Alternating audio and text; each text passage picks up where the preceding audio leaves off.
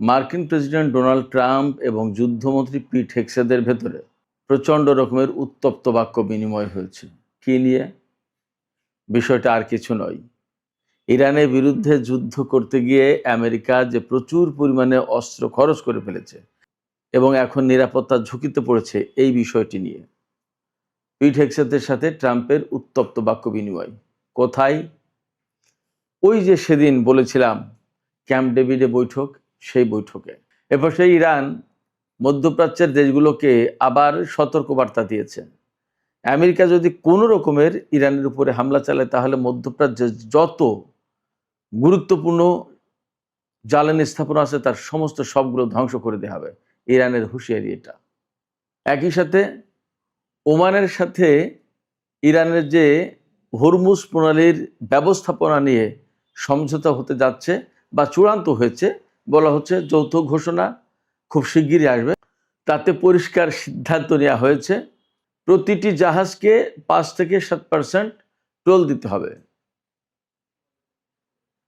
এই টোল যদি আদায় করে তাহলে ইরান বছরে যে পরিমাণে অর্থ পাবে,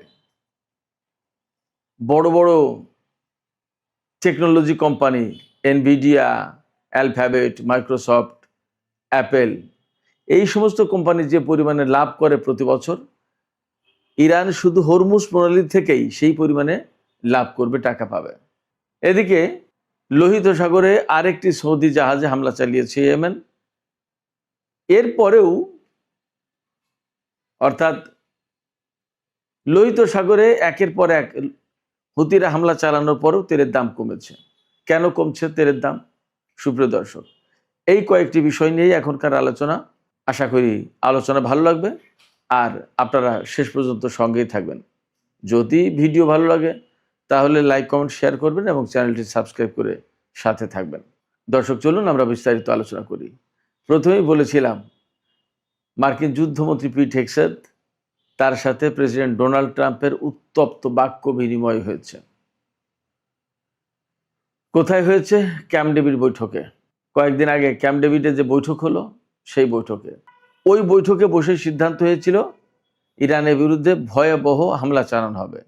কিন্তু সেই বৈঠকে মার্কিন ভাইস প্রেসিডেন্ট জেডি ভ্যান্স এবং মার্কিন সামরিক বাহিনীর প্রধান জেনারেল ড্যান কেন তারা বিরোধিতা করেছিলেন এবং তারা দুইজন উদ্বেগ প্রকাশ করেছিলেন কি পরিস্থিতি দাঁড়াবে এই হামলা হলে।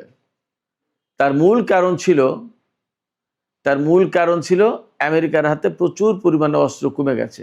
আর কেউ না জানুক, মার্কিন সামরিক বাহিনীর প্রধান জেনারেল ড্যান কেন তিনি তো জানেন। এবং আমি কিন্তু গতকালকের ভিডিওতেও বলেছি যে আমেরিকার বহু সংখ্যক জেনারেলকে ফায়ার করা হয়েছে, অর্থাৎ বরখাস্ত করা হয়েছে, অনেকে পদত্যাগ করেছে। মানে আমেরিকার মতো একটা দেশ, আমেরিকার মতো একটা সামরিক বাহিনী, তারা ইরানের সাথে যুদ্ধ করতে একেবারে অগোছালো, প্রচন্ড রকমের উচ্ছৃঙ্খল বিশৃঙ্খল অবস্থায় পড়ে গেছে। এই সমস্ত খোঁজ খবর আর কেউ না জানুক, জেনারেল ড্যান কেন তিনি কিন্তু জানেন। তার এই জানার কারণে তিনি বড় যুদ্ধের বিরোধিতা করেছেন। কিন্তু পিট হেগসেথ তার মান মর্যাদা বাঁচানোর জন্য এবং প্রেসিডেন্ট ডোনাল্ড ট্রাম্পের কাছে তার অবস্থান ঠিক রাখার জন্য যুদ্ধের পক্ষে তিনি সাফাই গেয়ে যাচ্ছেন। কিন্তু যখন ডোনাল্ড ট্রাম্পের কাছে একদম সুনির্দিষ্ট রিপোর্ট পেশ করা হয়েছে যে অস্ত্র কমে গেছে, থার্ড ইন্টারসেপ্টর যেটা, সেটা 80% শেষ, পেট্রিয়ট ইন্টারসেপ্টর অর্ধেকের বেশি শেষ। আর আগেই তো বলেছি যে আমেরিকার দূরপাল্লার যে দুটো ক্ষেপণাস্ত্র, একটা হচ্ছে আর্মি ট্যাকটিক্যাল মিসাইল আর একটা হচ্ছে প্রিসিশন স্ট্রাইক মিসাইল। এই দুই মিসাইল আমেরিকার এখন যুদ্ধের প্রধান হাতিয়ার। এই দুটো অস্ত্র প্রায় শেষ, সামান্যই আছে, সহজ কথা। এই অবস্থায় আমেরিকা যদি ইরানের বিরুদ্ধে আবার যুদ্ধ শুরু করে তখন ইরান তো পাল্টা জবাব দেবে। আমেরিকা কি করবে তখন?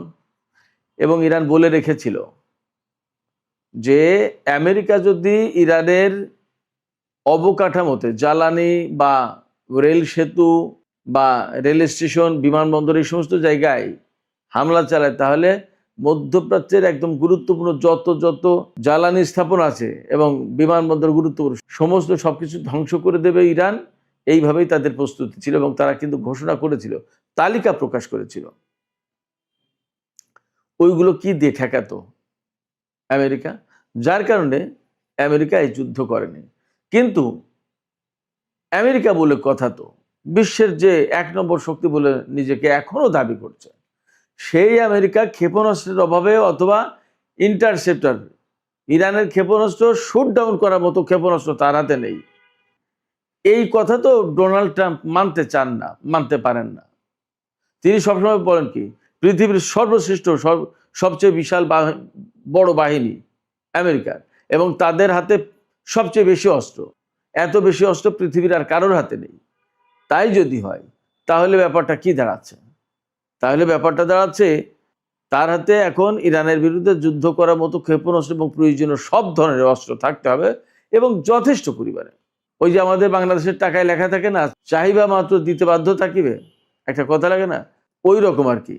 আমেরিকা মনে করে যে সে অর্ডার করবে, তার অস্ত্র, তার সামরিক বাহিনী রেডি থাকবে এবং শুরু করে দেবে। এখন ইরানের বিরুদ্ধে বিশাল বড় যুদ্ধ করবে, কিন্তু ইরানের পাল্টা প্রতিক্রিয়া কি করে থামাবে সেই যন্ত্রপাতি নেই, তাইলে হবে কি করে?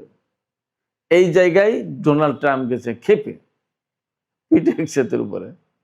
পিট হেগসেত যুদ্ধমন্ত্রীর উপরে ক্ষেপে গেছেন, এবং তিনি তো ফুল মিনিস্টার, পিট হেগসেত উপমন্ত্রী যিনি, তার কাঁধে দায় চাপাইছেন। ডোনাল্ড ট্রাম্প একদম তো পাগল না, এ সমস্ত বিষয়গুলো তো বোঝেন।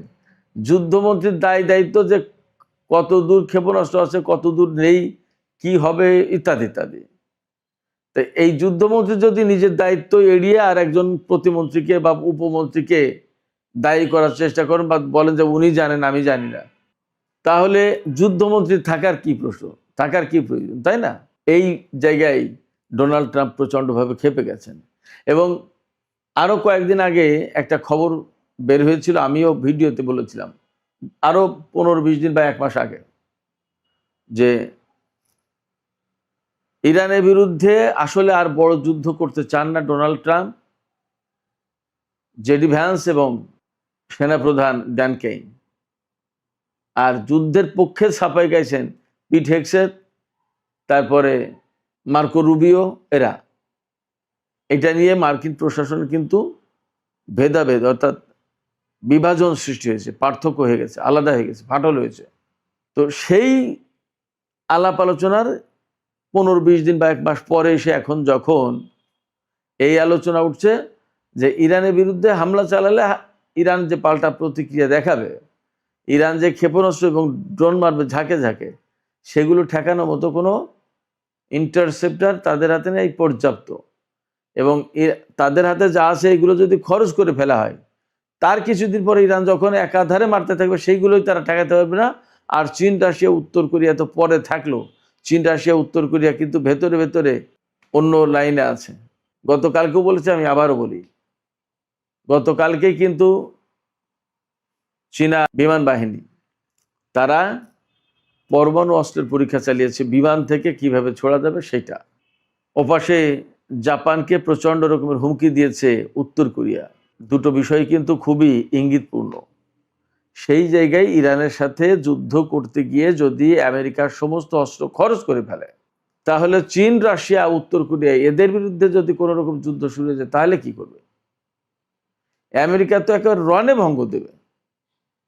এই জায়গা থেকে ডোনাল্ড ট্রাম্পের মেজাজ খারাপ হয়েছে।